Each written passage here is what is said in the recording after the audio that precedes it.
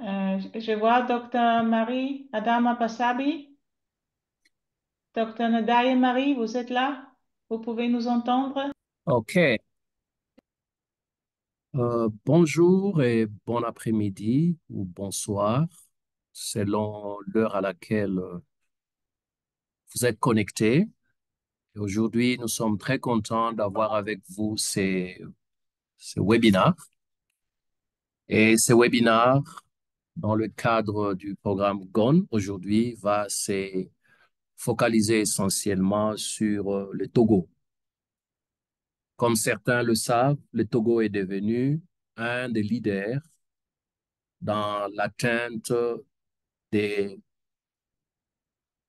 milestones ou l'atteinte des jalons, l'atteinte des objectifs liés aux maladies tropicales négligées. Et cela est démontré avec quatre reconnaissances par l'OMS. La première qui remonte à 2011 avec l'élimination par les Togo de la maladie du ver de Guinée. En 2017, l'élimination de la filariose en tant que problème de santé publique.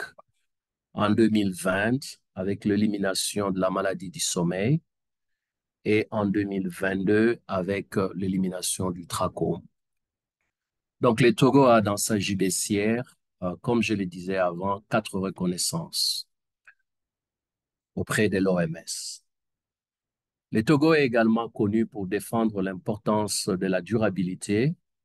Et c'est dans ce cadre que le pays a signé un plan de durabilité en 2021 qui se concentre sur le renforcement des systèmes de santé et des interventions intégrées grâce à une approche participative entre tous les partenaires qui sont impliqués dans la lutte contre les maladies tropicales négligées.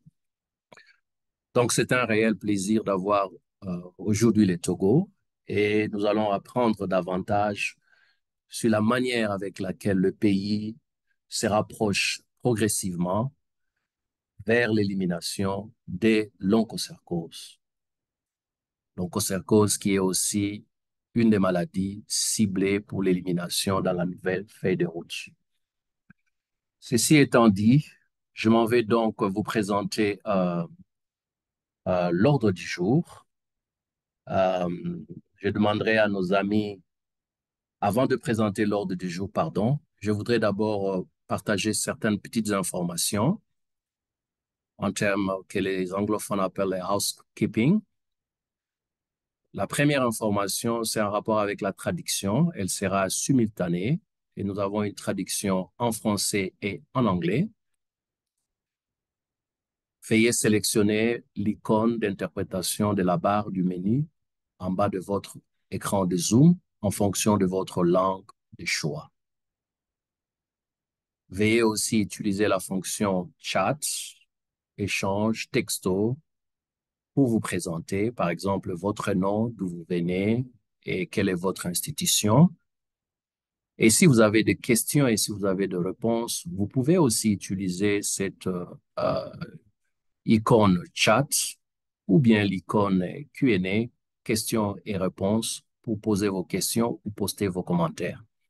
Nous avons des collègues qui vont réunir tous ces commentaires et nous aider à pouvoir euh, contacter la personne à qui la question est adressée pour pouvoir répondre.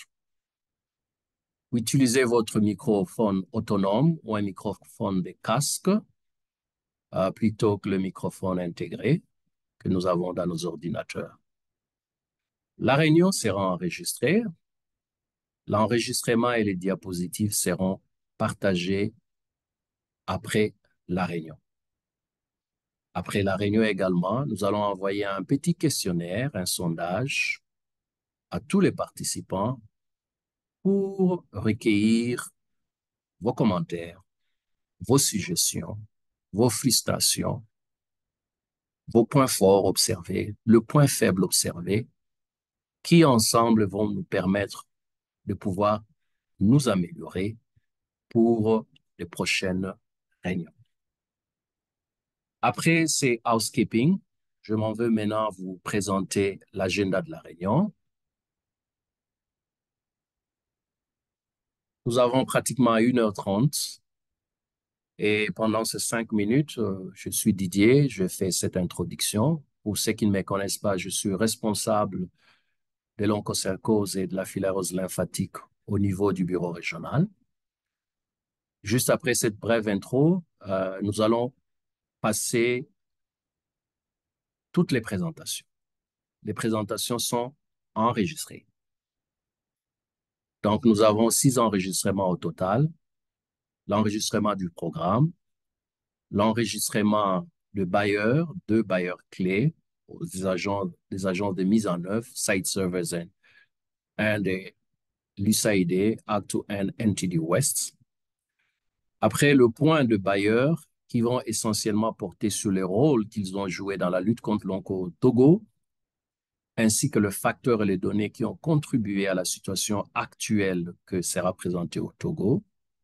Nous allons passer à la 4e phase de notre webinaire qui va se focaliser essentiellement sur le partage de ce qui se passe au niveau des pays voisins avec le Togo, à savoir le Bénin, le Burkina Faso et le Ghana. Et pour ce, nous avons Dr Ndeye Marie Adama Bassabi Aladj pour le Bénin, M. Justin Compaoré pour le Burkina Faso et Dr Joseph Opar pour le Ghana. Après avoir présenté tous les enregistrements, nous allons ouvrir le micro pour des questions et des réponses. Si vous avez des questions et réponses, veuillez le poser dans le chat ou veuillez le poser dans l'icône questions et réponses. Nous aurons environ 25 minutes, 26 ou 27 minutes au maximum. Et après, je reviendrai encore pour clôturer cette réunion et vous donner certaines informations pour les prochaines étapes. Donc, sans plus tarder, je m'en vais demander à mes collègues qui sont au niveau de la régie de nous présenter la présentation enregistrée du programme du Togo.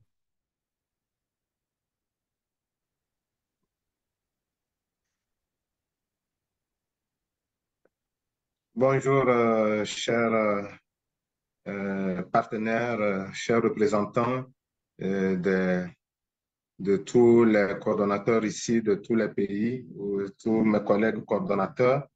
Merci, chers tous, chers participants. Merci d'être là cet après-midi autour de nous, autour du Togo, pour partager avec nous les progrès que nous avons faits au Togo vers les objectifs de la feuille de route 2030 pour l'onchocercose et partager avec vous aussi les défis et les actions que nous pensons mener pour atteindre les objectifs de l'OMS. Je suis Dr Piham Nyosike, je suis le coordonnateur du programme MTN au Togo. Voici le plan que nous allons suivre. Nous présenterons la situation générale de l'onchocercose au Togo, l'historique de la lutte contre l'onchocercose.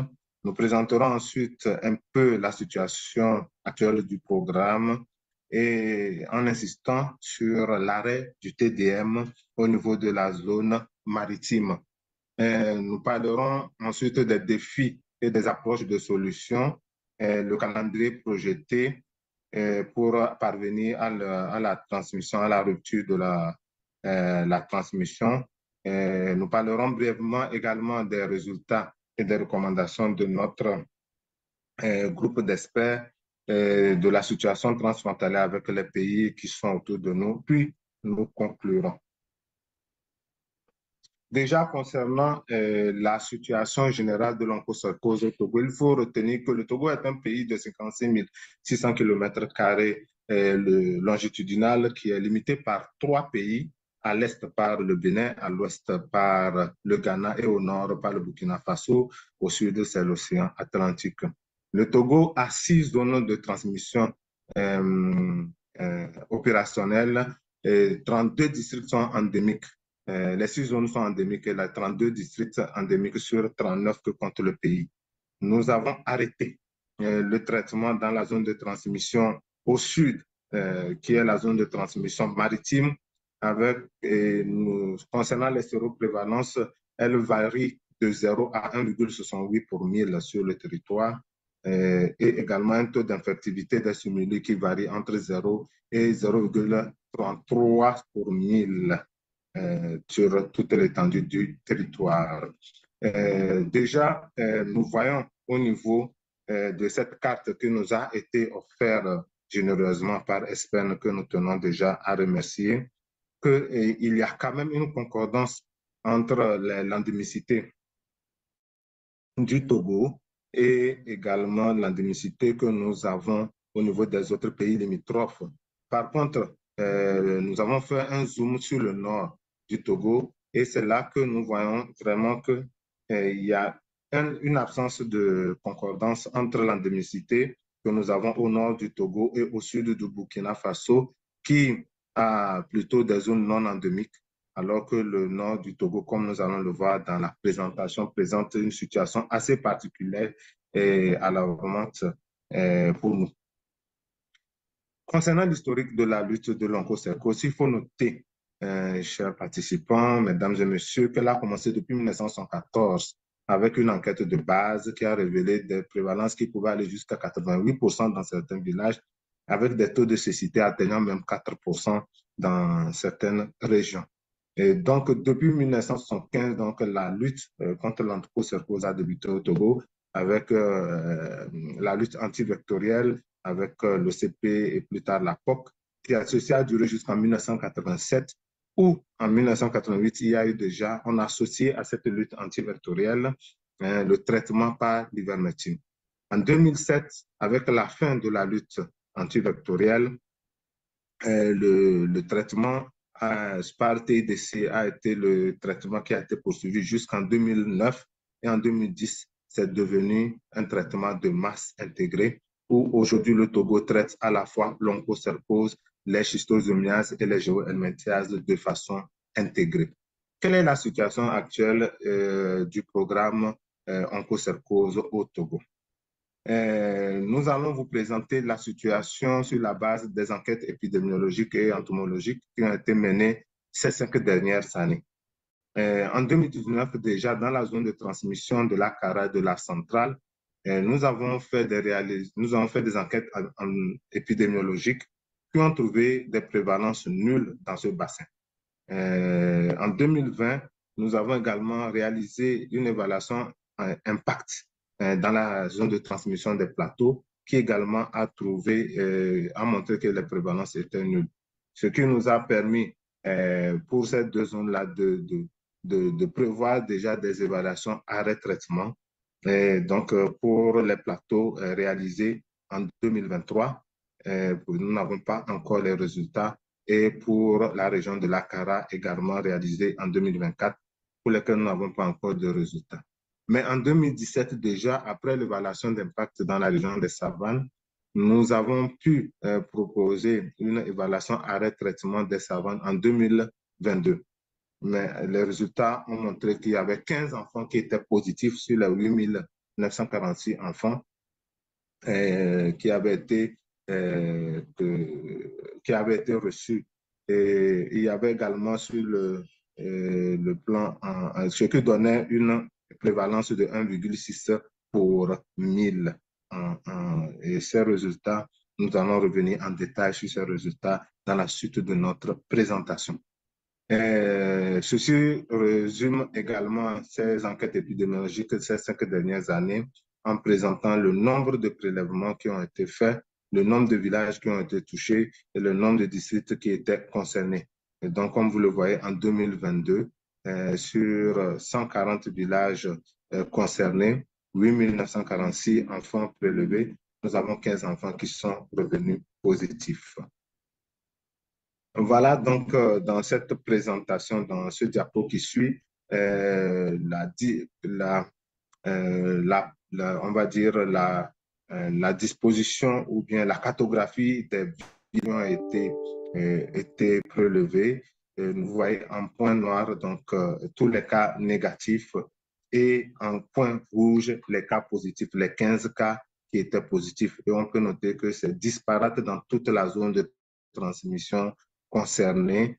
Ça ne concerne pas seulement une seule zone, mais il faut noter également que nous avons plusieurs points au niveau de positifs qui concernent aussi bien la frontière nord avec le Burkina Faso et certains cas positifs qui concernent la frontière ouest avec le Ghana et la frontière également est avec le Bénin. Sur le plan entomologique, nous allons également vous présenter les résultats des 5 dernières années. Et là également, les zones de transmission, plusieurs zones de transmission ont été évaluées. Dans la zone de transmission maritime, nous avons également pu faire des enquêtes entomologiques qui ont montré que toute la zone avait passé, tous les poules concernées étaient négatifs, à l'exception des poules qui venaient de Afangadji. Afangadji, c'est un village au nord de la région maritime, et donc là où il y avait 2 poules sur 38 qui étaient positives. Et comme nous allons le voir par la suite, c'est ça qui avait motivé l'arrêt de traitement dans cette zone de transmission maritime, à l'exception de ce village Afangadji qui avait 2 poules positives sur 38. Nous avons également pu faire une évaluation entomologique dans la région des Plateaux en 2020 et nous avons reçu des résultats qui sont parfaits parce que tous les poules qui ont été envoyées étaient négatifs. Et dans la région centrale également en 2021, les évaluations entomologiques ont montré que tous les poules qui ont été envoyées également étaient négatifs. Par contre, en 2022, l'évaluation entomologique réalisée dans la région des savanes montrait qu'au niveau du bassin de Doung, il y avait 3 poules sur 167 qui étaient positifs, ce qui nous donnait une prévalence avec de 0,033%. Cela va alors confirmer également ce que nous avons trouvé au niveau de l'évaluation épidémiologique dans cette même zone de transmission où 15 enfants étaient déjà positifs à l'évaluation épidémiologique. Voilà, et donc j'avais promis que nous allions faire un petit topo sur l'arrêt de transmission dans la zone de transmission maritime. Nous en avons parlé tout à l'heure, tout à partie de l'évaluation de la recommandation des experts en 2016, qui avait déjà demandé en ce moment que nous puissions faire une nouvelle évaluation de la zone épidémiologique. Et sur les 175 villages, nous avions trouvé que l'évaluation épidémiologique était normale. Ceci nous a permis donc d'aller à l'évaluation entomologique que je vous ai présentée en 2017 et où 2 villages, 2 poules sur 39 à Afangadji étaient positifs, ce qui avait permis donc à la réunion des experts internationaux tenue au Togo en 2022 de nous proposer un arrêt de traitement dans cette zone, excepté la zone d'Afangadji, où nous avons continué le traitement jusqu'à maintenant. Et l'année dernière, nous avons refait une évaluation épidémiologique et cette année, nous ferons une évaluation entomologique. Nous n'avons pas encore les résultats de l'évaluation épidémiologique de cette zone. Cette année, d'ici là, nous l'aurons. Cette année, nous ferons une évaluation entomologique et cela permettra de confirmer si nous pouvons arrêter, oui ou non, le traitement dans cette zone d'Afangadji. Quels sont les principaux défis? Et donc, les défis, ils sont multiples, mais dans le cadre vraiment de l'arrêt de traitement dans la zone de transmission d'Afangadji, il faut noter que depuis 2010, le traitement de masse au Togo est un traitement intégré pour l'onchocerco, la schistosomiase et les géohelminthias. Du coup, avec l'arrêt de traitement de TDM, du traitement de masse dans cette zone de transmission, nous n'aurons plus la plateforme habituelle qui permettra de faire le TDM en cause de la schistosomiase et des géométrias, c'est-à-dire la distribution du praziquantel et de l'albendazole. Donc, le Togo a déjà entrepris un projet pilote avec l'appui de ses partenaires de l'USAID, un projet pilote de distribution de parasitage en milieu scolaire. Et donc, nous avons déjà fait deux phases. L'année prochaine, nous aurons une troisième phase, ce qui nous permettra de prendre la décision de retourner, ou bien disons, d'aller vers une distribution en milieu scolaire, ce qui serait moins cher selon le processus ou bien le protocole mis en place. C'est le ministère de l'Éducation qui prendra sur elle la quasi-totalité de tout ce qui est distribution de comprimés. Mais ce TDM se fera à la fois en milieu scolaire et en milieu communautaire. Et donc, la partie communautaire sera encore avec l'appui du ministère de la Santé. Donc, voilà cette approche de solution concernant ce défi d'arrêt de traitement dans la zone de transmission de maritime. L'autre défi concernant cet arrêt, c'est surtout la surveillance entomologique. Nous en avions parlé tout à l'heure.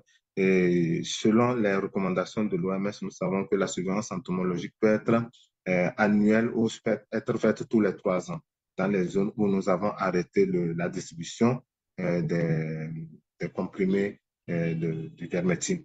Et donc, nous, dans notre cas, nous avons opté pour une surveillance entomologique annuelle, surtout dans la zone, surtout lié au fait qu'il y a encore une zone au niveau de Afangandji qui n'est pas encore totalement sécurisée. Mais toujours concernant ce défi, nous avons dans le plan de pérennisation des acquis de la lutte contre les MTL au Togo associé la surveillance de ces maladies et un accent est mis pour vraiment intégrer cette surveillance-là afin qu'elle soit de moins en moins coûteuse et supportable par le pays. Le défi suivant concerne la surveillance post-arrêt de TDM, mais sur le plan national. Et nous savons que plus nous nous approchons de l'élimination de la transmission, l'OMS recommande qu'il y ait beaucoup d'évaluations. Et nous avons beaucoup d'évaluations épidémiologiques, beaucoup d'évaluations entomologiques, et c'est de plus en plus cher. Voilà. Et donc, il se pose un vrai problème de financement de ces enquêtes qui peuvent être maintenant plus fréquentes, surtout dans le cas des enquêtes entomologiques post-arrêt de traitement, ou encore pour lesquelles nous faisons déjà des plaidoyers. Et nous avons également besoin de plus de financement, mais de formation de techniciens en entomologie pour pouvoir mener ces enquêtes, cette surveillance entomologique et toujours dans le plan de pérennisation des acquis. Cette surveillance également est déjà prise en compte pour pouvoir mobiliser plus de ressources locales. Nous espérons pouvoir atteindre cet objectif. L'autre défi, c'est entre griffes les hotspots de la zone de transmission des savanes. Nous avons vu dans la présentation tout à l'heure que, et sur le plan épidémiologique et sur le plan entomologique, cette zone de transmission au nord du Togo et qui fait frontière à la fois au Burkina Faso, au Ghana et au Bénin, n'a pas passé ces évaluations. Et nous savons que c'est une zone très particulière, une zone de forte migration. Et le Bénin et le Ghana de chaque côté continuent le traitement de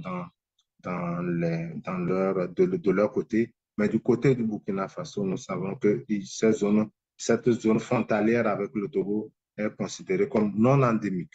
Et donc, il n'y a pas de traitement à ce niveau. Donc, c'est vraiment un véritable défi pour nous, puisque c'est la zone qui nous pose plus de problèmes. Et pour pouvoir faire face à ce défi, nous proposons déjà de faire une enquête CAP dans la zone pour mieux comprendre, parce que nous savons que les couvertures sont bonnes, qu'est-ce qui ne va pas, est-ce que ils ont bien compris Nous proposons également de faire un traitement supervisé, plus supervisé, vraiment assisté. Nous faisons également des plaidoyers pour mettre en place de nouvelles technologies telles que le slash and clear, qui est une stratégie d'appui pour pouvoir atteindre, régler les problèmes dans les zones où les prévalences ne baissent pas. Également, renforcer surtout la collaboration transfrontalière, surtout avec le Burkina Faso, avec lequel nous n'avons pas encore une collaboration transfrontalière. Les autres défis vont concerner l'archivage et la qualité des données pour lesquelles nous avons rédigé des procédures, des SOP, mais nous n'avons pas encore le financement nécessaire pour le matériel à mettre en place. Nous avons également des gaps sur certaines lignes, surtout du côté de la logistique, parce que ce sont des lignes qui ne sont pas prises en charge à part les partenaires tels que USAID qui nous appuient pour le moment. Et nous avons notre gros défi, c'est la fin du projet Act West, qui aujourd'hui prend pratiquement à 100% toutes les activités liées à la lutte contre l'onchocercose au Togo. Et donc, ce projet finit en juin 2026. Et nous avons également d'autres partenaires qui nous appuyaient avant, mais pour lesquels l'appui a beaucoup diminué, et voire même ça s'est arrêté. Donc, nous avons un véritable souci.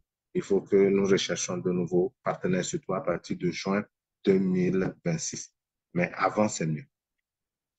Et donc, en résumé, voici à quoi ressemble aujourd'hui la situation au Togo.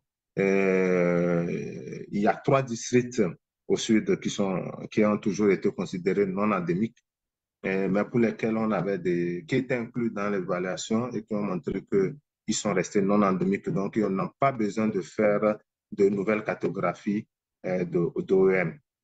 Voilà. Et donc, la zone de transmission en vert, la zone de transmission du plateau est-ouest de Kara et de Maritime, voilà, sont suspects que la transmission est interrompue, sauf la zone de savane pour laquelle nous venons d'avoir les résultats. Donc, cela veut dire que cette carte devrait être revue puisque nous avons les résultats il y a à peine un mois et demi. La zone centrale, désormais, va rejoindre également la zone de transmission où on suspecte que la transmission est interrompue, puisque les résultats que nous venons d'avoir nous confirment cela. Et la zone maritime est la zone pour laquelle la transmission est vraiment interrompue et pour laquelle nous sommes en surveillance post-traitement. Je vais vous parler un peu du plan de pérennisation. Nous en avons parlé tout à l'heure pendant que je présentais. Le plan de pérennisation est un plan stratégique que le Togo a élaboré avec l'appui de nos partenaires USAID et HDI. Donc, ce plan de pérennisation, voici le processus. Donc, déjà, le contexte, c'est que nous avons éliminé plusieurs maladies tropicales négligées, vous le savez. Et avec cette élimination, il y a un changement, je peux dire, de la situation, de l'approche, parce qu'il faut aller plus vers la surveillance que vers la mise en œuvre des activités. Nous faisons face également à une raréfaction des ressources et de l'appui des partenaires parce que avec l'élimination d'une maladie, c'est l'appui qui baisse. L'appui baisse. Et donc, actuellement, nous avons ce problème. Nous en avons parlé dans nos défis. Et c'est pour cela qu'on a allé vers un plan de pérennisation afin de voir quels sont les axes prioritaires pour lesquels nous devons vraiment nous accentuer pour pouvoir pérenniser les acquis de cette lutte avec la participation de toutes les parties prenantes et mobiliser plus de ressources locales afin de faire face à ces différents gaps. Voici ce processus qui est parti de l'atelier de sensibilisation de ces parties prenantes, l'analyse financière, l'analyse situationnelle et multisectorielle. Nous avons également réalisé un atelier d'auto-évaluation avant d'aller à l'atelier de sensibilisation qui a abouti à l'élaboration et à la validation technique de ce plan de pérennisation et suivi de la validation politique avec la signature de la préface de ce plan par le ministre de la Santé. Et depuis 2021-2022, nous sommes à la phase de mise en œuvre des activités de ce plan stratégique de pérennisation qui a permis de mettre en place un cadre multisectoriel de lutte contre les MTL au Togo et l'atelier de sensibilisation, une nouvelle atelier de sensibilisation des parties prenantes. Donc, comme je le disais, nous avons un cadre multisectoriel de coordination de lutte contre les MTL. Nous avons pu également avoir un cadre de convention avec le ministère de l'Éducation pour pouvoir mettre en œuvre ce projet pilote de déparasitage des enfants en milieu scolaire. Nous avons également élaboré un plan de financement de ce plan stratégique qui est en attente de validation. Alors, quel est le chemin pour arriver à la rupture de la transmission, à l'interruption, disons, de la transmission de l'onchocercose au Togo? Donc, la région maritime est déjà en surveillance post-arrêt de traitement depuis 2023. Et si tout va bien, nous allons continuer en 2026, c'est-à-dire 3 ans après, nous aurons l'évaluation pour confirmer donc cette élimination au niveau de la zone maritime. Et nous pensons que déjà à partir de 2027, nous passerons en surveillance post-élimination dans la zone maritime. La zone des plateaux, actuellement, nous sommes en train de traiter et avec les résultats en 2023 qui sont actuellement en attente, nous pensons que si les évaluations de 2023 sont positives, nous passons donc en surveillance post-arrêt de traitement à partir de 2024, 2025, disons 2025. Et s'il va bien en 2027, nous pourrons aller à l'évaluation pour la confirmation de l'élimination. Ça va être la même chose pour la région centrale où nous pensons plutôt arriver à cette évaluation pour confirmation de l'élimination en 2029. Et au niveau de la zone de transmission de Kara, déjà en 2028, nous pensons arriver à cela. La grande zone qui nous pose problème, comme nous l'avons dit, c'est la zone des savanes où nous pensons continuer le traitement et aller à l'évaluation, à une nouvelle évaluation pour à une nouvelle évaluation en 2027. Et ensuite, si tout va bien, nous pourrons passer à une surveillance post-arrêt traitement à partir de 2028. Mais tout cela reste à être confirmé par la prochaine réunion des experts. La dernière réunion a fait beaucoup de recommandations que nous avons mises en place. Je ne vais pas m'attarder parce que j'en ai déjà parlé. Et surtout, la plus grosse était dans la région maritime où il s'agissait d'arrêter le traitement, sauf à Afangandji et à ses alentours. Alors, la situation transfrontalière avec nos autres pays. Il faut noter que cette situation, elle est très bien, très bonne, parce qu'il existe beaucoup de localités transfrontalières pour lesquelles il y a déjà un travail qui est fait avec le Bénin et le Ghana, par exemple, où nous avons des réunions régulières avec le Bénin et le Ghana pour pouvoir mettre en place les activités de façon commune, même s'il n'y a pas d'accord de ces deux pays, surtout devant ce défi de mouvement migratoire des populations au niveau de ces frontières et l'existence encore de quelques localités transfrontalières non couvertes au niveau de ces deux pays qui sont frontaliers avec nous. Mais par contre, avec le Burkina Faso, comme nous l'avons dit, il n'y a pas encore de réunion transfrontalière de façon conventionnelle. Et nous sommes contents qu'au cours de cette réunion, nous puissions le faire ensemble, que nous puissions discuter ensemble de ce défi. Donc, avec le Bénin et le Ghana, nous avons eu beaucoup d'acquis. Aujourd'hui, nous maîtrisons les localités transfrontalières qui sont endémiques. Et nous avons créé des plateformes à tous les niveaux, que ce soit au niveau national, au niveau district ou bien au niveau formation sanitaire permettant le partage des données et des discussions. Nous avons également programmé des activités communes le long de ces frontières. C'est difficile à mettre en œuvre parce que nous avons un défi dans le financement de ces activités communes. Et la mise en œuvre du TDM également dans la même période a été acquis lors des dernières réunions transfrontalières avec le Bénin et le Ghana et mise en œuvre cette année. Et donc, certains acteurs de terrain travaillent même en dehors du niveau central. Par exemple, l'exemple de Mo et de Nkwata-Nof au Ghana qui travaillent de façon régulière. Donc, pour pouvoir améliorer cette collaboration transfrontalière, il faut vraiment, il faut qu'il y ait un plaidoyer pour l'organisation de la première réunion transfrontalière avec le Burkina Faso. Ça, c'est très important. Nous sommes en train de le faire. Concernant l'insuffisance de collaboration au niveau opérationnel, il faut que nous puissions mettre à disposition des responsables de formation sanitaire de district, donc les ressources pour qu'ils puissent travailler ensemble, mettre en œuvre de façon commune les activités au niveau des frontières.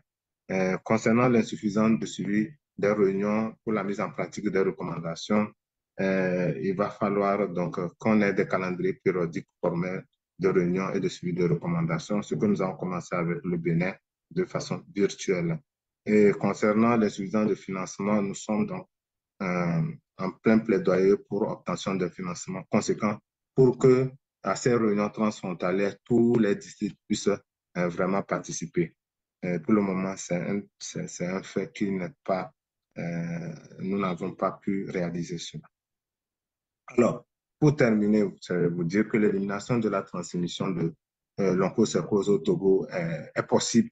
C'est même une réalité quand nous voyons le tableau que nous avons projeté progressivement.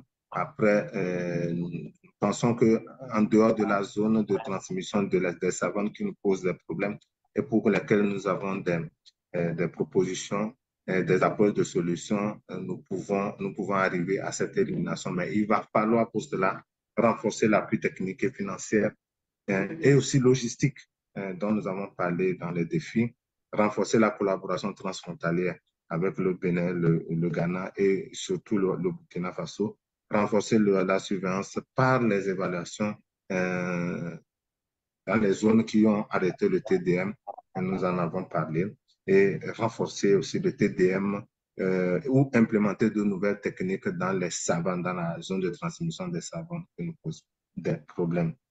Sur ce, je remercie tous les partenaires qui nous appuient pour l'élimination de l'onchocercose au Togo. Je vous remercie. Merci beaucoup pour cette présentation. Pendant qu'on est en train de charger la deuxième présentation, si vous avez des questions, veuillez le poser dans le chat ou dans l'icône questions et réponses. Et pendant que vous présentez, après votre présentation, veuillez regarder ces deux icônes. Si vous avez des questions, vous pouvez y répondre.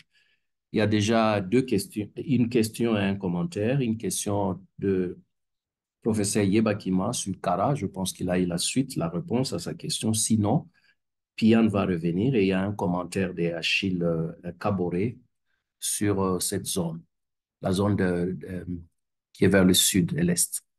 Donc, je demande à nos amis qui sont au niveau des Haïti de nous charger la deuxième présentation, la deuxième série de présentations, qui est celle de partenaires. On commence avec Pélagie et Achille Kaboré.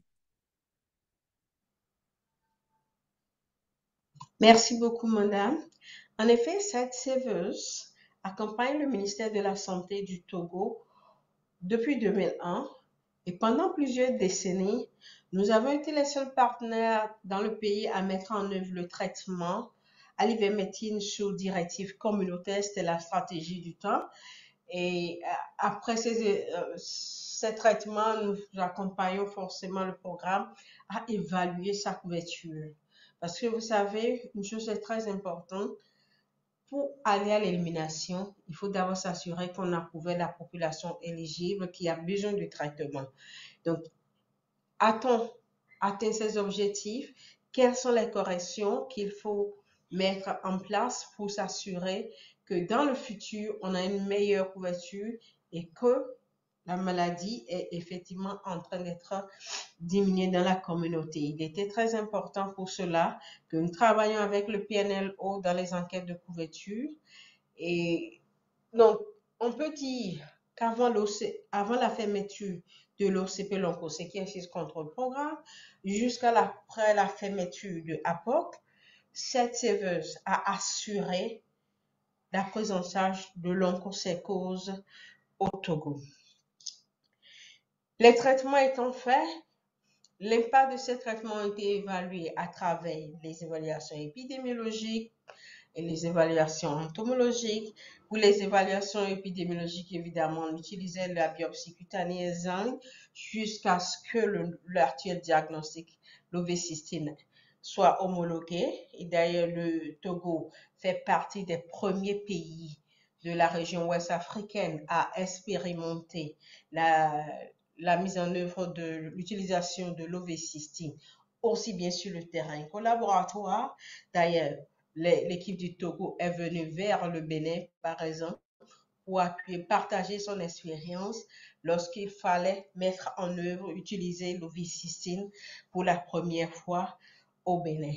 Et pour les évaluations entomologiques, vous savez, le Togo regorge d'une ressource en matière d'entomologie inimaginable, ce qui fait que c'était très facile de mener les évaluations entomologiques, disséquer les moustiques, disséquer les simili même et convoyer les simili vers le laboratoire de Ouagadougou. Ceci qui était le laboratoire de référence de l'OMS dans le temps, ceci a été fait jusqu'à ce que le pays soit capacité lui-même et a pu mettre en œuvre, aujourd'hui est capable d'analyser ses propres simili. On n'a plus besoin d'expédier les simili que nous collectons. Toutes ces activités, je peux les classer comme activités programmatiques. Mais vous savez, les activités programmatiques sont soutenues forcément par une bonne gouvernance. Une bonne gouvernance parle de planification, par exemple. Une bonne planification, c'est pour ça. Nous avons également accompagné le Togo dans le développement du plan d'élimination de l'onchocercose, dans les premiers plans d'élimination de l'onchocercose, la mise sur place d'un comité des experts pour l'élimination et le renforcement de la collaboration transfrontalière entre le Togo et ses pays voisins. Et pour tous ces aspects, je pourrais dire que le Togo est vraiment un meilleur exemple. On en reviendra certainement dans les questions. Mais quels sont les facteurs qui nous ont conduits au progrès de la situation actuelle? En fait, vous savez, j'entends souvent le Togo est petit, donc c'est pour ça que vous atteignez facilement. Il y a l'élimination de la THA, il y a l'élimination du trachome facilement. Non, ce n'est pas forcément la taille du pays, mais c'est l'engagement de ce gouvernement. C'est l'engagement de cette petite équipe du programme qui fait qu'on arrive à atteindre les objectifs. Le programme aligne son plan annuel au plan gouvernemental qui est forcément du ministère de la Santé, qui est forcément aligné au plan de l'OMS. Et on sent qu'il y a une redevabilité du programme vis-à-vis du gouvernement. Donc, ils doivent atteindre les objectifs. On sent l'engagement. Et vous avez un programme, vous avez des partenaires qui sont très flexibles et adaptables. Lorsque vous avez des projets de recherche qui n'étaient pas dans le plan annuel, mais vous n'avez pas de blocage pour mettre en œuvre. Vous avez la facilité de discussion, de collaboration, aussi bien avec les chercheurs de l'université qu'avec les autorités ministérielles et le programme. Et c'est tout ça qui facilite la mise en œuvre, qui facilite l'accompagnement et qui donne le résultat que nous voyons aujourd'hui. Combien de pays ont pu arrêter déjà le traitement dans une région comme le Togo l'a fait dans la région maritime? Il y a très peu de pays qui ont atteint ce niveau-là. Et ça, c'est l'engagement du pays. Ce n'est pas forcément les ressources financières des partenaires ou l'appui technique des partenaires. Non, c'est l'engagement d'abord du pays qui nous amène à cette étape-là. Mais il y a des menaces. Aujourd'hui, il y a le terrorisme qui nous empêche de faire une bonne gestion dans le nord. Il y a les difficultés liées à la chaîne d'approvisionnement où le programme mène une activité mais doit attendre des fois 2, 3 ans pour avoir des résultats simplement parce que les réactifs ne sont pas disponibles au pays à temps. Et le dernier menace je voudrais mentionner, c'est l'engagement continu des partenaires. Vu la crise mondiale qui secoue aujourd'hui, les ressources financières se font rares et les partenaires deviennent hésitants. Et il est important que cet engagement continue. Je vous remercie. Merci beaucoup. On aura maintenant la présentation de Achille Kaboré. Il y a des questions dans le chat. Veuillez répondre, s'il vous plaît. Docteur Piam, vous avez maintenant plus de 3 questions, 4 questions. Veuillez commencer à répondre par le chat comme on n'aura pas assez de temps. Vous donnez le micro.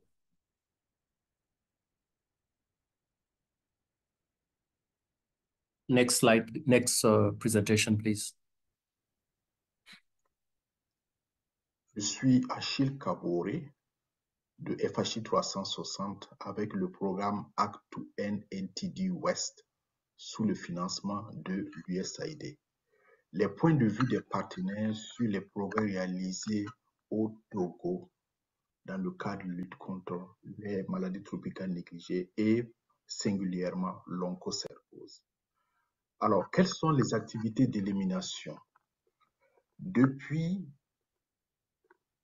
2010, à travers les fonds de l'USAID, le Togo a bénéficié de l'appui des partenaires, notamment FHI 360 et HDI, dans premièrement le cadre du programme N in Africa de 2010 à 2018. Et depuis 2018, le soutien de l'USAID s'est accru avec le programme Act2N NTD West. Cet appui se fait dans plusieurs domaines et secteurs. Premièrement, la mise en œuvre des activités annuelles du programme national de lutte contre les maladies tropicales négligées, notamment les traitements de masse, les enquêtes pré-arrêt et arrêt de traitement, la surveillance épidémiologique et entomologique, l'appui à la surveillance post-traitement dans la région du Maritime, principalement. Il y a aussi l'appui au comité national et au comité international des experts onchocercose, la mise en place d'un plan de durabilité pour la pérennisation des acquis du programme onchocercose et des autres FTN. Il y a aussi la collaboration transfrontalière avec le Ghana et avec le Bénin. L'appui financier et programmatique au laboratoire national du Togo. Alors, quels sont les facteurs qui ont conduit au progrès et à la situation actuelle? Il y a le leadership du ministère de la Santé et la gestion efficiente du programme par tous les acteurs du programme national. Le renforcement du partenariat, notamment l'engagement du partenaire HDI et des autres membres du consortium Act-Ouest. Il y a aussi la supervision formative et les enquêtes de couverture menées lors des traitements de masse et la revue systématique des données de campagne de traitement de masse et les analyses programmatiques régulières qui sont menées dans le cadre de la lutte contre les maladies tropicales négligées et contre l'onchocercose en particulier. Il y a les orientations techniques du comité des experts dont bénéficie le programme national et la mobilisation des populations, des acteurs locaux des communautés, des districts et des régions qui sont des facteurs aussi qui ont conduit au progrès et à la situation de réussite actuelle. Et bien sûr, l'appui continu du bailleur de fonds USAID. Mais il faut aussi retenir qu'il y a des menaces dans la progression vers la durabilité. La situation transfrontalière, surtout la situation au niveau des savanes avec le Burkina Faso, la situation au niveau des frontières avec le Bénin et aussi avec le Ghana, peuvent être des menaces pour la réinfection des zones qui peuvent être un enjeu majeur dans la consolidation des acquis. La lassitude des populations dans un contexte où les traitements de masse durent depuis longtemps et qui peuvent être un frein à l'engouement et à l'acceptabilité des traitements de masse et surtout la pérennisation des efforts avec des traitements qui sont toujours accrus mais longs dans la durée et donc une fatigue des populations. Il y a le retard dans l'acquisition des consommables et des réactifs pour l'analyse au niveau du laboratoire et pour la prise de décision. Et un éventuel relâchement du soutien financier, vu les progrès enregistrés, vu les succès du Togo dans la lutte contre l'élimination des maladies tropicales négligées, cela peut de façon reverse contribuer à un relâchement des bailleurs du fonds. Donc, ça peut être un effet paradoxal qui peut être une menace pour le programme national. Je vous remercie. Okay, merci beaucoup. We'll be moving now to 3 presentations from representatives from Benin, Ghana, and Burkina Faso. We do have questions in the chat. Délégués de pays, prière de répondre à ces questions qui sont posées. Can we have the slide, please? The 3 presentations. Oui. Oui. On commence avec le Bénin. Bonsoir à tous, je suis Ndeye Marie Bassabi Aladi, la coordonnatrice du programme national de lutte contre les maladies transmissibles au Bénin. Dans le cadre de la collaboration transfrontalière avec le Togo, je vais vous faire l'état des lieux et les défis que nous avons. Donc, sans plus tarder, nous allons commencer. Donc, comme vous le voyez sur la carte, au Bénin, nous avons 51 communes qui sont endémiques à l'onchocercose. Et par rapport au Togo, nous avons 13 communes le long des frontières qui sont endémiques à l'onchocercose. Et c'est parce que nous avons ces communes frontalières avec le Togo que le Bénin et le Togo ont commencé une collaboration transfrontalière où certaines activités et des réunions se tiennent depuis plus de 16 ans. Allons-y. Quels sont les enjeux et défis de la zone transfrontalière? Il y a la synchronisation des traitements de masse dans les districts frontaliers. La synchronisation à temps réel est faisable, mais reste un défi majeur et ceci ne dépend pas des programmes. Il est nécessaire que les partenaires des MTN synchronisent leur appui pour rendre cela effectif. La digitalisation des traitements de masse au Bénin a entraîné la non-synchronisation du TDM pour l'onchocercose avec le Togo, par exemple, quand nous n'utilisons pas les mêmes méthodes. Lorsqu'un pays planifie une évaluation entomologique, par exemple, il y a une contrainte de faire son TDM très tôt dans l'année, 6 mois avant son enquête. Et si l'autre pays ne se trouve pas dans cette même logique, la synchronisation ne peut pas se faire. En somme, il faut une synchronisation de nos plans d'action et des appuis pour réussir à synchroniser nos TDM. La collaboration des acteurs de santé le long de la frontière pour des actions concertées. Avec les MTN, la synchronisation des actions voulues n'est pas encore une réussite, faute de l'engagement des partenaires à appuyer des réunions au niveau communautaire. Une collaboration transfrontalière, surtout au niveau opérationnel, à travers des réunions au niveau communautaire entre les agents de santé de part et d'autre de la frontière s'avère nécessaire pour discuter non seulement de l'onchocercose, mais également des autres MTN, car les mouvements des populations entre les frontières sont constatés en primo au sein de la communauté et au niveau des centres de santé des périphéries. La cartographie des villages frontaliers, cette action importante pour les deux pays, a pris plusieurs années pour se réaliser et aujourd'hui constitue un outil important pour les deux pays, comme vous le voyez.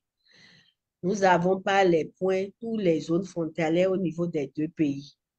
La tenue des réunions transfrontalières, même en période de crise sanitaire en ligne, montre l'importance que les programmes y attachent. La transmission des MTN ne tient pas compte de nos frontières. La mobilité transfrontalière active des populations au niveau de tous les pays, déplacements internes nomades.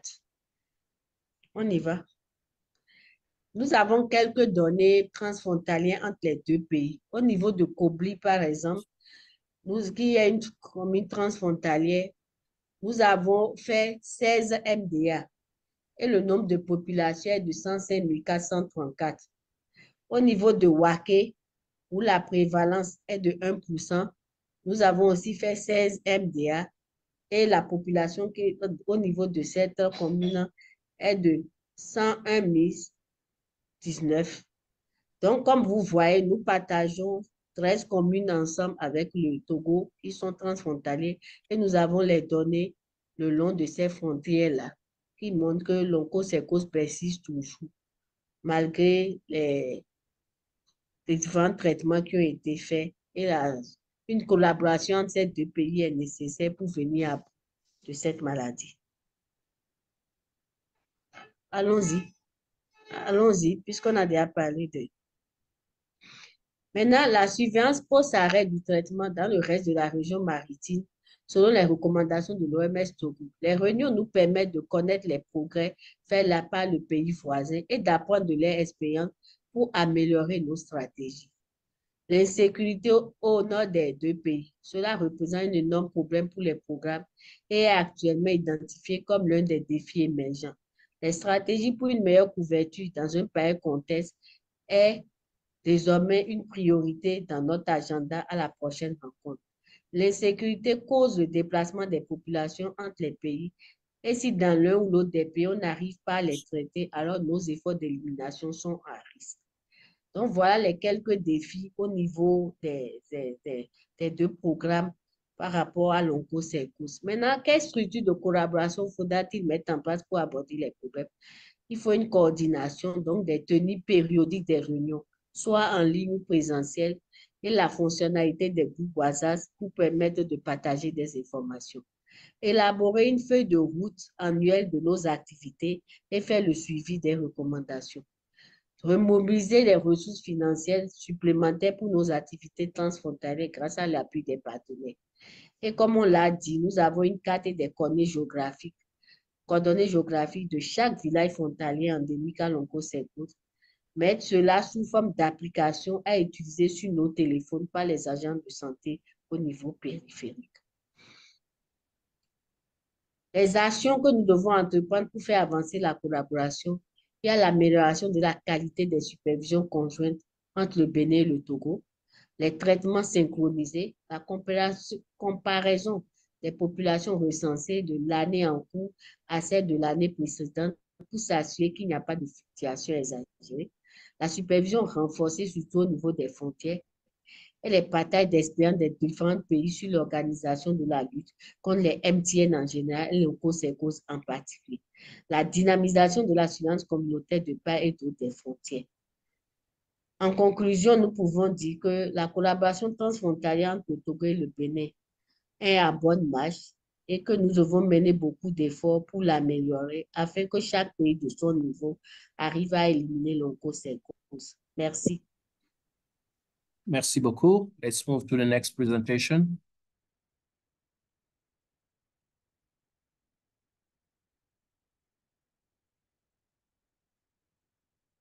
Docteur Piam, vous avez assez de questions dans le chat. Si vous pouvez déjà commencer à répondre à certaines d'entre elles.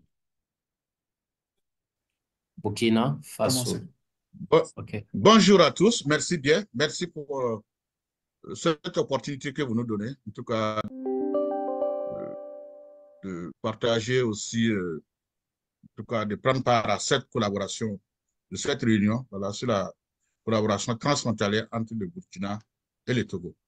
Suivant. On passe. Voilà, comme je l'ai dit au départ, voilà, nous avons au total 70 districts, voilà, et parmi ces 70 districts-là sanitaires, il y a 6 qui sont endémiques à l'onchocercose. Et les 6 qui sont endémiques là, voilà, en tout cas, font frontière avec la Côte d'Ivoire et le Ghana. Donc, du côté Togo, c'est une zone qui est sous surveillance et qui n'est pas endémique. Suivant. Voilà. Donc, parlant de la bronchocercose, voilà, avant la lutte en 1974, comme on l'a dit, en tout cas, les prévalences étaient élevées et ça concernait presque tous les pays. Voilà, je pense que beaucoup d'actions ont été menées, voilà, à travers les effandages, la lutte antivectorielle et en tout cas, jusqu'à un certain moment, en tout cas, le bronchocercose ne constituait plus un problème de santé publique. Alors, à partir de 2002, voilà, en tout cas, tout est blanchi, tout ce qui était noir a blanchi, et il fallait en tout cas poursuivre en tout cas, les activités de surveillance. Donc, c'est dans le renforcement de cette surveillance-là que, en tout cas, 2008-2011, il y a eu des évaluations, voilà, où on a eu en tout cas des zones qui étaient endémiques. Et parmi ces zones-là, les régions des Cascades et du Sud-Ouest. Donc, du côté Togo, nous, pratiquement, on n'avait pas grand-chose là-bas. Voilà. Et je pense qu'en 2014 aussi, il y a eu des évaluations et qui a concerné presque une bonne partie du pays. Et du côté Togo, je pense qu'il y a un district évalué, le district de Bitou, où les prévalences étaient vraiment presque nulles. Voilà. Donc, c'est les deux autres districts où on n'avait pas pu évaluer, à savoir Pama et Ouargla. Suivant. Suivant. Voilà. Donc, parlant de l'endémicité, voilà, je pense que avec le Togo, c'est les 3 districts-là, voilà, qui sont en vert, où c'est des activités de surveillance, voilà, district de Pama, Ouargla et Bitou, où en tout cas, on est en train de réaliser la mise à jour de la cartographie des gîtes larvaires. Comme nous sommes en train d'aller vers l'élimination, voilà, ces districts qui étaient autrefois endémiques, il faut repartir, voir, apprécier le niveau d'endémicité. Voilà, donc nous sommes dans ce processus-là avec ces 3 districts frontaliers qui font frontière avec le Togo. Le suivant. Suivant. Voilà, description des enjeux. Voilà, quels sont les enjeux? Je pense qu'entre les deux pays, vraiment, il y a le flux migratoire, voilà, humain. De part et d'autre, les gens se déplacent pour diverses raisons. Et il n'y a pas de coordination et de synchronisation des interventions. Voilà, comme on n'a pas. Et c'est probable qu'on pourrait avoir aussi un risque de propagation de la maladie par la migration. Voilà.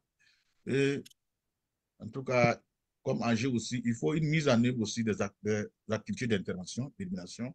Et comme au niveau de ces 3 districts-là, les interventions sont un peu compliquées du fait de l'insécurité dans ces zones. Et cela pourrait aussi avoir un impact sur l'accélération de l'atteinte de l'objectif d'élimination que nous sommes fixés pour 2030. Suivant. Voilà. Alors, donc, les 3 districts, les données au niveau, je pense, au niveau de ces 3 districts-là, district de Bitou, voilà, nous, on a besoin, en tout cas, de la mise à jour de la cartographie des gîtes larvaires, comme je l'ai dit, voilà, et on connaît, en tout cas, les anciens points de capture, voilà, je pense qu'il y a Bitou, Mogobnore et Ouloaba, et comme je l'ai dit, c'est un district qui est sous surveillance. La population est de 162 240. Voilà. Au niveau de Ouargla aussi, c'est la même chose. Voilà. Je connais les anciens points de capture, Soudgué et Largaï. Et c'est une zone aussi qui est sous surveillance. La population est de 425 640. Du sud de Pama, même chose. Donc, il y a Pama et Compiègne-Biga.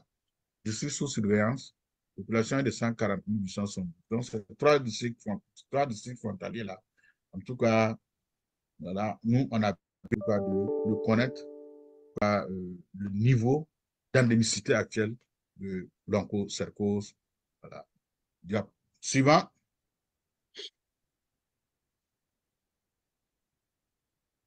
Suivant. Voilà, quelle action faut-il entreprendre pour avancer? Nous pensons que pour avancer dans cette collaboration, voilà, il faut qu'il y ait un cadre périodique de concertation entre les deux pays, voilà, et qui va permettre certainement de faire d'organiser une organisation régulière des rencontres de concertation, voilà, et bien sûr la mise en place d'un dispositif de communication efficace entre les deux pays, et ce qui va nous permettre aussi la mise en place d'un mécanisme de surveillance des activités transfrontalières.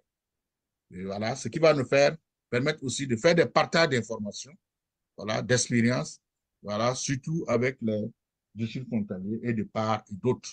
Et certainement, on va faire des planifications conjointes des interventions, certainement à travers les évaluations, ça peut être en commun. Et puis, voilà, et pourquoi pas aussi des activités de formation et de renforcement des capacités. Suivant. Voilà, donc merci bien. Je pense qu'on est à la fin de notre exposé. Voilà, merci beaucoup. Okay, thank you so much.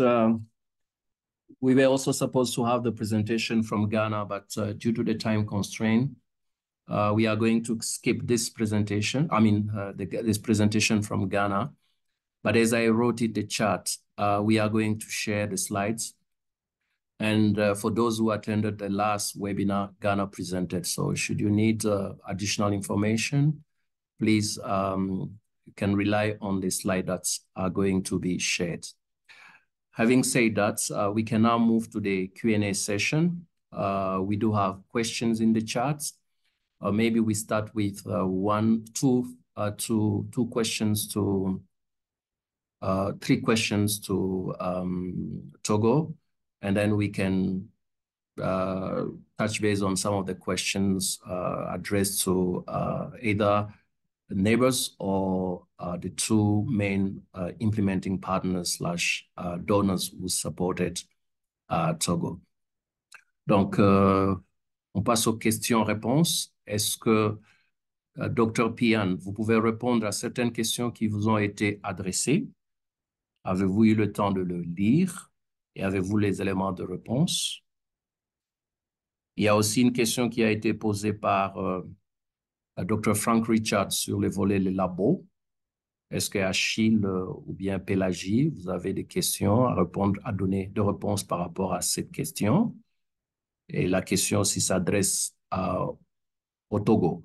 Pian. Ok, merci beaucoup. Non, je crois que j'ai répondu essentiellement à toutes les questions. Je remercie vraiment tout le monde pour l'intérêt qui a été apporté. Sauf la question sur le laboratoire, je vais dire quelques mots et Pélagie et Achille pourront compléter. Donc, le problème du laboratoire, effectivement, au niveau du Togo est une réalité. Et nous avons, c'est un défi. Nous avons parfois des retards de 2 ans, voire plus pour avoir des résultats. Le problème ne se pose pas au niveau du laboratoire du Togo, parce que nous avons au niveau du Togo l'INH, qui est un laboratoire qui est reconnu et qui fait tout, qui nous donne les résultats sur le plan entomologique et sur le plan épidémiologique. Ce n'est pas là. C'est vraiment, je crois, un problème d'obtention de réactifs. Donc, c'est les délais mis pour pouvoir avoir les réactifs nécessaires pour le traitement de ces poules et de ces DBS qui nous posent problème. Donc, voilà ce que je peux dire. Mais nous en discutons régulièrement avec tous les partenaires, l'OMS, USAID et SACEVES, pour trouver une solution concertée. Voilà ce que je peux dire. Pélagie, vous avez quelque chose à dire par rapport à cela? J'ai vu que vous avez allumé votre caméra.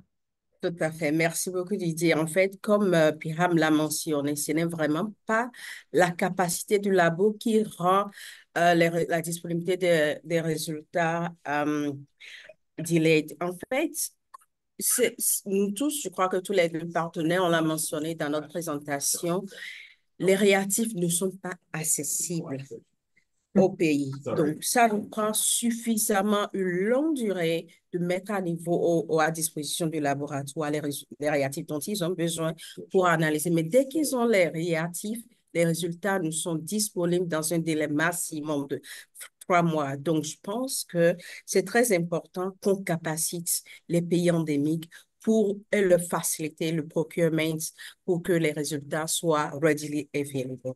Merci. Oui, par rapport à cela, nous sommes en train de réfléchir au niveau de l'organisation pour avoir des commandes groupées des réactifs et d'autres items de labo. Il y a aussi l'USAID de son côté qui est en train de réfléchir pour pouvoir avoir des commandes groupées. Et une fois que les commandes sont placées, les items sont disponibles, et chaque fois qu'un pays est dans le besoin, on pourrait facilement faciliter le transport de ces items vers le pays destiné. Je ne sais pas par rapport à cela si Achille peut dire aussi quelque chose parce que c'est un des gros bailleurs qui n'appuie pas seulement le Togo, mais qui appuie aussi certains pays dans le cadre du projet Act-to-End Entities, que ce soit pour East ou que ce soit aussi pour West. Achille?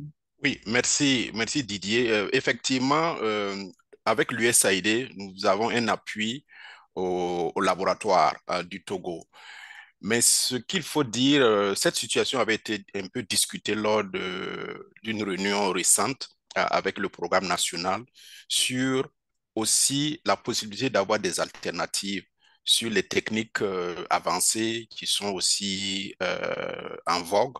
Si le Togo peut aussi faire le qPCR pour l'entomologie et adopter d'autres techniques aussi qui sont préconisées par l'OMS ou d'autres groupes, ça peut aider à avancer parce que avoir des backlogs qui traînent depuis plus de 2 ans, c'est peut-être pas acceptable. Et aussi, nous sommes aussi dans la dynamique d'avoir non seulement les commandes groupées, mais aussi centraliser ces réactifs et pour que ça soit plus facile au pays. Le problème de l'approvisionnement en réactifs et en intrants n'est pas particulier au Togo. On l'a vu dans d'autres pays aussi. Donc, il faudrait que les partenaires se mettent ensemble pour qu'on puisse avoir non seulement des commandes groupées et souvent aussi l'accessibilité rapide avec tous les moyens dont on dispose. Il faut aussi que le programme, le laboratoire puisse alerter à temps. Dès qu'on a un protocole qu'on a mis en œuvre et qu'on s'attend à ce qu'il y ait une analyse des résultats, il faut dès à présent, dès lors, commencer à mettre en branle tous les canaux pour qu'on s'assure que après qu'on ait collecté les échantillons, il n'y a pas de délai. Donc ça, c'est quelque chose sur lequel on doit travailler dès qu'on a un protocole, qu'on réfléchisse à minimiser les délais. Mais ce sont des alternatives aussi qu'il faut discuter pour avancer dans le cadre de l'élimination et de l'appui au laboratoire national du Togo. Merci. Merci beaucoup, Achille. Donc, ce n'est pas seulement les commandes, mais aussi que le pays soit, que les alertes soient données à temps, de manière à ce que on puisse être sur le temps. Et au niveau de l'Espagne, nous avons un grand espace. Nous avons pu rénover une grande salle où nous avons toutes les conditions réunies pour pouvoir stocker le réactif, stocker certains items des labos, items des labos. Il n'y a pas que le réactif. Il y a par exemple le papier buvard qui pose un sérieux problème. J'ai reçu des appels parfois sur le terrain d'un pays qui a tout planifié, mais qui croyait avoir le papier buvard dans le pays, mais malheureusement, il n'y en avait pas. Donc, il y a tous ces éléments qu'il faut prendre en compte. De notre côté, nous sommes préparés et nous pouvons servir, Espagne peut servir de warehouse comme un entrepôt où les réactifs peuvent être conservés dans sous certaines conditions. Et une fois que le pays, nous avons notre dashboard où nous savons à tel mois, tel pays va faire un pré-stop, à tel mois, tel pays va faire un post-stop, à telle période, le pays va faire, ou bien le pays va faire par exemple la surveillance post-arrêt de traitement, qu'on a ce dashboard-là et on peut facilement prendre ce qui est déjà disponible dans le labo et qui peut être envoyé au niveau du pays. Il y a aussi un problème de standardisation de protocole parce qu'on peut avoir beaucoup de labos, mais si nous ne parlons pas le même langage, l'interprétation des résultats risque aussi de poser un problème. Donc, c'est très bien qu'il y ait déjà de réflexion sur ces différents points et ça va nous permettre tous d'aller de l'avant en surmontant bien sûr toutes ces difficultés, les défis auxquels nous avons à faire face. Donc, je vais voir encore s'il y a des questions dans le chat. Peut-être qu'on va laisser, puisqu'il nous reste pratiquement 15 minutes, ceux qui ont des questions à poser de vive voix. Should you have any question or any burning comment or question, feel free to raise your hand. I'll give you the floor. Who's taking the floor? Okay, how many hands are up? Yes, Tom Monash, Professor Tom Monash, you have the floor. Tom, your mic. Yes, as someone who's been really involved in providing reagents and supplies to the countries, I'd just like to say that the real issue here is not in the question of ordering the supplies and get this done. Getting that done, the real issue is in facilitating customs clearance in the countries, which often takes months to get all the documentation in order from the back and forth. And WHO's assistance in this could be really, really helpful in facilitating the process. We've provided over $100,000 in reagents and supplies to Togo over the last 18 months or so. But again, you know, much of the time it takes a long time to actually get the shipments into the countries. Thank you so much, Tom, for raising WHO facilitation with custom formalities. And if we are informed ahead of time, we can facilitate that. But in most of the time, WHO is informed when all the papers are already in country. And there's an example that I cannot flag really, give all the details. All the papers were at the customs, and it was at that time that we were informed, oh, can you please facilitate? So the delivery address is not the WHO address. The delivery address is the National ONCO Program or National NTD Program. And the addressee is the NTD focal person. So at that stage, it's quite difficult to come and change all the papers. I agree with you that if we are informed on time, ahead of time, sorry, we can facilitate. And in the past, we facilitated so many items before they were shipped to countries. We facilitated also items like PCR machines. Yes, if we work together, hands in hands, we should be able to overcome some of those challenges and reduce even the costs that one could have paid if WHO was contacted ahead of time. Thank you so much, Tom, for your comments. Yep. Just Didier, you'll be getting a lot of emails from us in the future. Anytime we'll be starting to get orders, I'll be contacting you to help us facilitate this process. Thank you so much, Tom. And I'll give the floor to Ndubi Okocha. I can see your hand is up. Please open your mic. Take the floor. Ndundi, your microphone is off. While we are waiting for Ndudi, if you do have a question, feel free to take the floor, to raise your hand. I can see one panelist. Pian, votre main est levée. Vous voulez parler?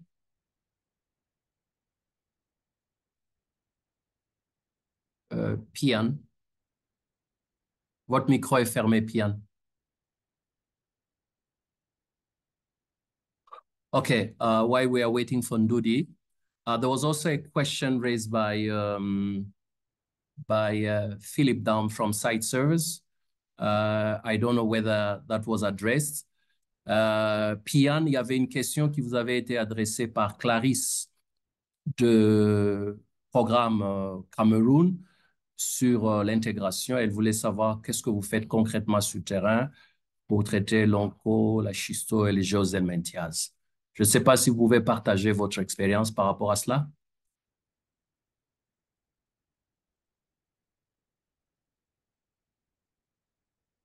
Pian, vous êtes avec nous ou pas? Oui, je suis avec vous, mais j'ai un peu du mal à entendre parce qu'à un moment donné, le son n'était pas très bon. Je n'ai pas très bien compris la question. La question est de savoir, est-ce que vous avez pu répondre à la question de Clarisse de Cameroun qui voulait savoir comment vous êtes en train de faire l'intégration pour l'onco, la schisto et la géo, parce que vous avez parlé de traitement intégré. Et il y avait aussi une question d'Achille Nikema qui parlait de traitement scolaire et de traitement communautaire. Allez-y. Oui. Kian, vous pouvez répondre and then we'll come back to you, Ndudi. Okay. Oui, concernant l'appui, le traitement intégré, j'ai déjà répondu sur le chat, mais je peux encore ajouter. En fait, nous faisons tout pour que le coût de cette nouvelle intervention en projet pilote soit réduit au maximum. C'est-à-dire que nous essayons de réduire les coûts, surtout au niveau scolaire. Et le ministère de l'Éducation, en charge de l'éducation, a pris sur lui de prendre en charge certains coûts additionnels. Donc, nous pensons que le reste, ce qui se trouve au niveau communautaire, c'est-à-dire les charges qui vont nous revenir au niveau communautaire, seront suffisamment bas si tout se passe bien pour qu'il puisse avoir une appropriation par le ministère de la Santé, donc par le pays. Donc, c'est ce que nous essayons de mettre en place au niveau du projet pilote et nous allons évaluer et ainsi nous verrons si ça pourra marcher. Donc, nous ferons une évaluation de ce projet pilote dans quelques mois et nous partagerons les résultats avec vous. Okay. Back to you, Okocha. Yeah, thank you very much. Please, that question you raised, can you please repeat that question for me again? Which one? The question you asked. You raised the hand and I gave you, giving you the floor because I wanted to know. I didn't raise my hand. You didn't raise my hand. No, I didn't. Oh, sorry. Sorry to hear that. Okay. We can take the last two questions before we wrap up. Any burning question one may have? Let me just quickly monitor what I can see here. Okay, thank you so much. There is no burning question. It was a pleasure having you all for this webinar. As mentioned earlier, all the slides are going to be shared with you after this webinar. We are really sorry for not playing the recording from Ghana because of the time constraint. We wanted to give much time, to allocate much time for questions and answers. And regarding this webinar, we are going to share a questionnaire. Feel free to fill the questionnaire and feel free to criticize, feel free to comment on this webinar. Feel free to share your thoughts and feel free to share your ideas because we want to improve. And it's really a pleasure to see the number of people attending this webinar from the US, from Europe, from Asia, from Africa, from Southern America.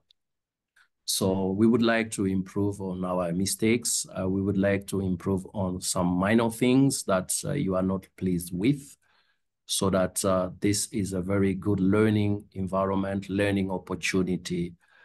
And this is something, and then we can track and can see progress is made by country towards the elimination of onco. We all know that we have our targets. We all know that we have our milestone. We know that we were surprised with the pandemic. We wasted almost a year. Then we had to catch up on things, and we have to speed up. And yes, let's use this opportunity to learn, and let's use this opportunity to improve. And let's do our best so that we can meet some of the milestones, some of the indicators highlighted in the NTD master plan, to be more specific on onchocerciasis. That was all from my side. We have few countries already scheduled, countries in the pipeline. We have Congo-Brazzaville, we have DRC, we have Burundi, and we are working on final agenda and final dates, and we should be able to share with you the dates of upcoming webinars. And some of the countries are almost ready. We are just waiting to finalize the processing of samples so that we can have enough data to present. We have a country like Burundi, where they conducted OEM, and then nationwide they conducted also Priest of MDA. We have Congo-Brazzaville, where the OEM was conducted nationwide, and we are finalizing the processing of samples. So once we have all the data, we should be able to schedule some of the meetings with Burundi and Congo-Brazzaville. We have also DRC coming on, despite all the challenges, but they are making little progress, little by little. So stay tuned. And Nadia was doing a fantastic and extraordinary job.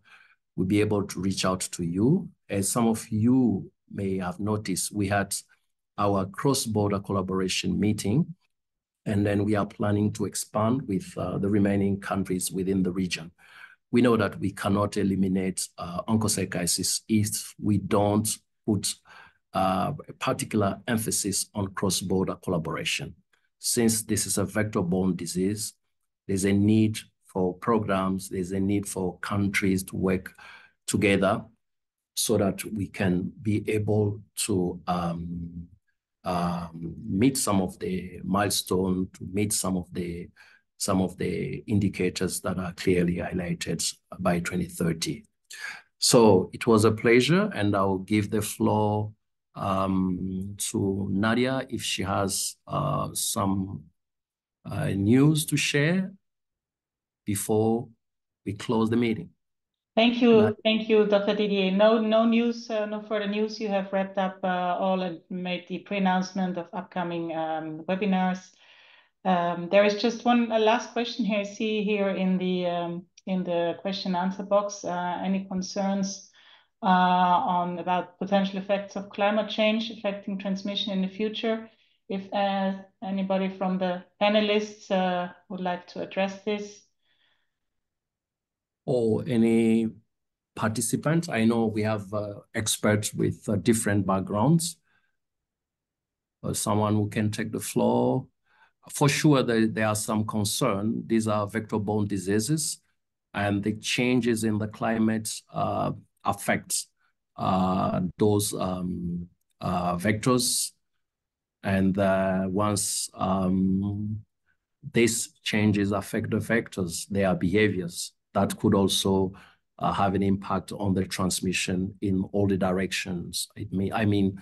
That can easily increase their, let's say, biting rates or reduce their behaviors. So climate change, for sure, plays a critical role in vectors' behavior, and therefore in the transmission of some of the vector-borne diseases. But the floor is open. In the last, if someone would like to take the floor for 1 or 2 hours, that will be much appreciated.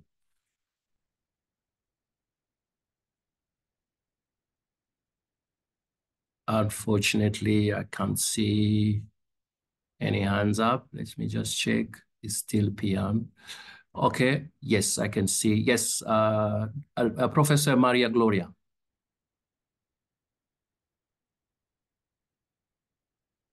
Yes, go ahead. Your microphone is off. Yes, it's on now. Well, just to say that in the NTD Neglected Tropical Disease Modeling Consortium meeting, technical meeting that we had last week in Nairobi, the WHO representative, Anthony Solomon, was very, very keen on addressing this very issue of climate change. So I don't think we have a particular specific answer now, but he was very keen to conduct more data collection and more modeling on this very issue. And hopefully we will hear from him with respect to potential funding avenues.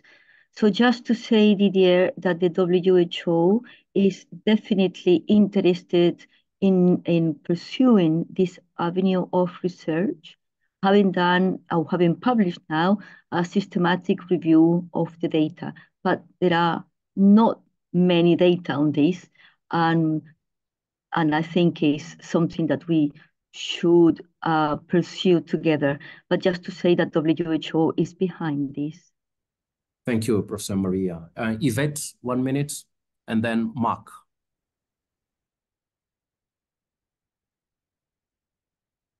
Yeah, go ahead, Yvette. You can on your microphone. Okay, Mark, go ahead. Hello. Mark, go ahead. Yes, go ahead, Mark. Yes. Thank you.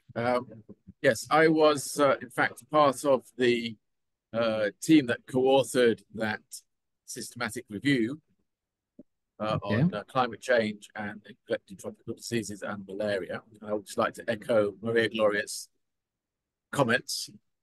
There is a huge gap in terms of research considering most NTDs. The majority of the literature concerns dengue, malaria, and leishmaniasis. We still have no real idea, I think, about what might happen in the future in terms of transmission of every other NTD. Also, the paper does contain a lot of calls to action and recommendations. It accompanies a policy perspectives paper that has just been published. Again, I'm a co-author on that with the END Fund. And I would suggest, if possible, that everybody reads both of those papers. They do complement each other. There is some overlap, and they're intended for different audiences, but they do contain a lot of ideas and recommendations that people can think about adapting or mitigating against climate change and potential future transmission. The NTD Modeling Consortium can also think about modeling, mitigation, and adaptation strategies. Thank you so much, Mark. And do we still have Yvette? If Yvette is still around, Yvette, you can take the floor for 1 minute.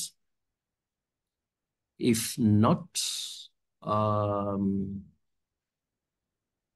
it's with pleasure that I'm going to close this webinar.